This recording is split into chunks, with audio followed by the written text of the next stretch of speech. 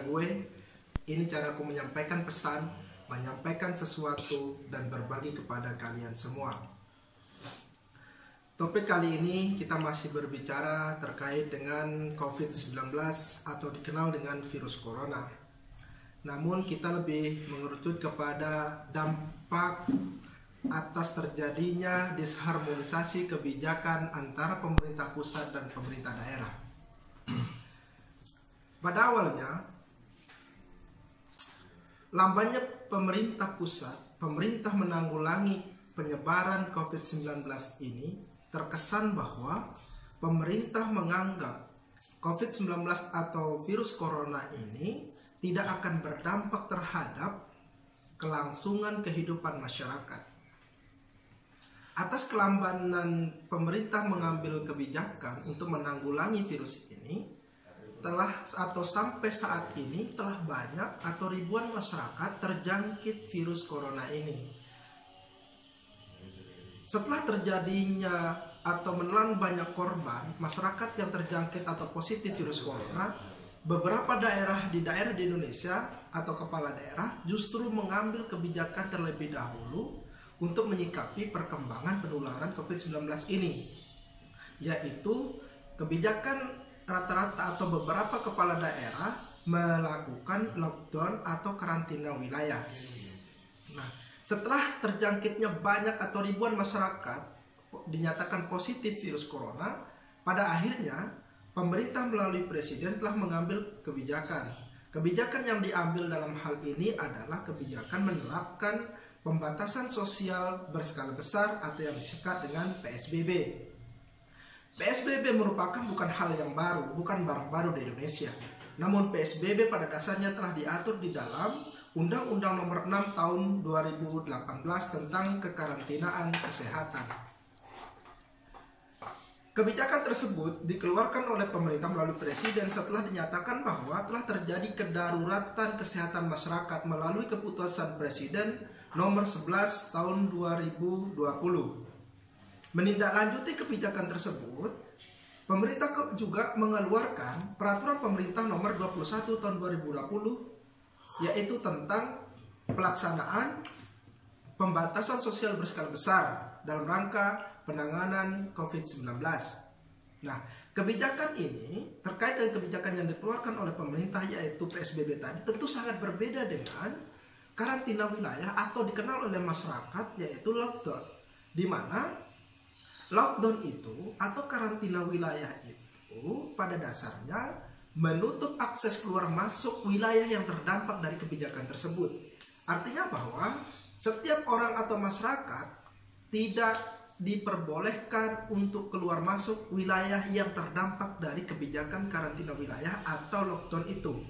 Namun kita tidak berbicara lebih jauh terkait dengan lockdown atau karantina wilayah, karena sebelumnya sudah dibahas di video-video sebelumnya. Nah, terkait dengan pembatasan sosial berskala besar, menurut pasal 59 ayat 3 Undang-Undang Kekarantinaan Kesehatan, paling sedikit meliputi peliburan sekolah, tempat kerja, pembatasan kegiatan agama, dan pembatasan kegiatan di tempat atau di fasilitas umum.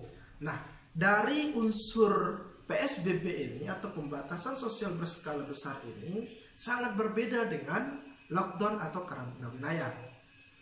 Nah, tentu ini terjadi disharmonisasi kebijakan. Artinya, setelah pemerintah melalui presiden, pemerintah pusat melalui presiden mengeluarkan kebijakan untuk menanggulangi COVID-19 ini dengan cara pembatasan sosial berskala besar sesuai dengan peraturan perundang-undangan yang berlaku.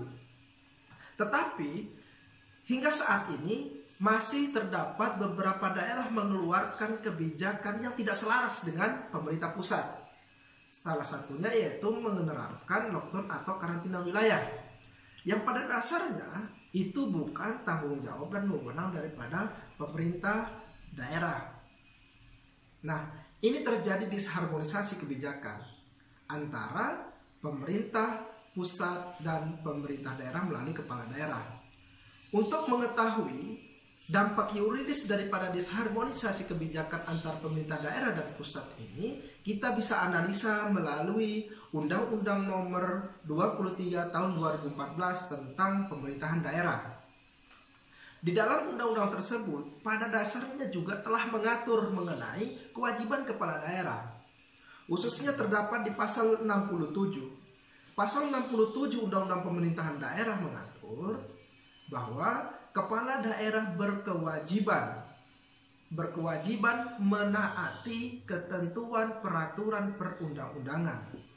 Artinya dalam menanggulangi COVID-19 ini sepatutnya pemerintah daerah harus menaati Undang-Undang Kekarantinaan Kesehatan, Peraturan Pemerintah Nomor 21 Tahun 2020 tentang pembatasan sosial berskala besar, dan peraturan-peraturan perundang-undangan yang berkaitan.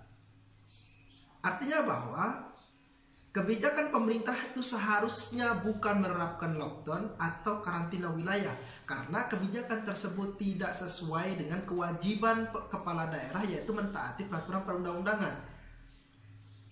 Terus kemudian apa dampak yuridisnya, dampak hukumnya, implikasi hukumnya apabila kepala daerah menerapkan kebijakan yang berbeda dari peraturan perundang-undangan? Hal ini pada dasarnya juga sudah diatur di dalam pasal 78 Undang-Undang Pemerintahan Daerah. Pasal 78 Undang-Undang Pemerintahan Daerah secara garis besar mengatur terkait dengan kepala daerah diberhentikan karena tidak melaksanakan kewajiban kepala daerah sebagaimana diatur di dalam pasal 67 huruf D Undang-Undang Pemerintahan Daerah tadi. Artinya apabila kebijakan pemerintah daerah tidak sesuai dengan peraturan perundang-undangan, tidak sesuai dengan kebijakan pemerintah, sesuai dengan peraturan perundang-undangan, pertaruhannya adalah jabatan kepala daerah itu sendiri. Artinya kepala daerah itu sendiri dapat diberhentikan. Tentu pemberhentian kepala daerah sesuai dengan mekanisme peraturan perundang-undangan. Namun di sisi lain, secara kemanusiaan, kebijakan pemerintah daerah, kebijakan kepala daerah yang telah menerapkan karantina wilayah atau lockdown ini patut kita apresiasi, patut kita hargai. Ini adalah langkah sebagai bentuk antisipatif daripada pemerintah daerah untuk memutus mata rantai penularan COVID-19 ini. Namun, Indonesia sebagai negara hukum, hal itu tidak dapat dibenarkan. Karena pada asasnya, pada dasarnya bahwa segala sesuatu yang dilakukan oleh pemerintah daerah atau kepala daerah atau pejabat yang ada di negara ini harus berlandaskan peraturan perundang-undangan yang berlaku.